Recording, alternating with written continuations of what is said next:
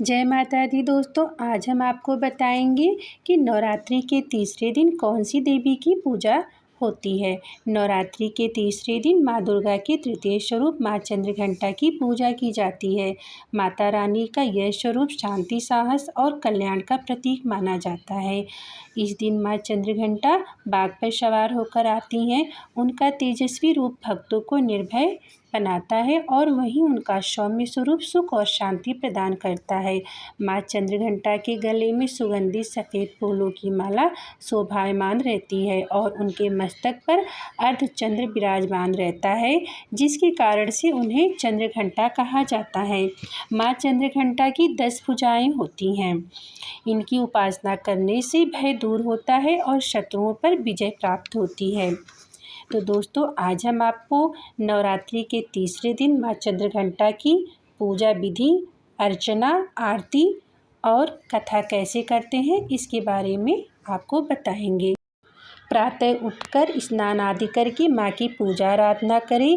माँ को कुमकुम का तिलक करें, पुष्प और अक्षत समर्पित करें और इसके बाद माँ को पीले और लाल फूल अवश्य चढ़ाएं। अगर आपको पीले लाल दोनों पुष्प मिल जाते हैं तो आप दोनों माँ को समर्पित करें। इसके बाद दीपक और धूप माँ को दिखाएं। इस तरह से नियम पूर्वक पूजा करने से माँ प्रसन्न होकर अपने भक्तों पर कृपा और आशीर्वाद बनाए रखती हैं। और माँ का जो प्रिय भोग होता है वो माँ चंद्रघंटा का प्रिय भोग खीर है, तो आप पूजा में माँ को खीर का भोग अवश्य लगाएं। इसके अलावा दूध से बनी हुई मिठाइयों का भी भोग आप लगा सकते हैं। माँ चंद्रघंटा को गाय का दूध अगर आपको मिल जाता है तो इस दिन गाय के दूध का भोग जरूर लगाएं। शास्त्रों के अनुसार गाय के दूध का भोग लगाने से दुखों से मुक्ति मिलती है, तो अगर आपको मिलता है तो ज़रूर आप गाय के दूध का भोग लगाएं। इसके बाद आप कथा आरती करें। आरती करने के बाद आप चंद्रघंटा मंत्र का जाप करें। ऐं श्रीं शक्तये नमः।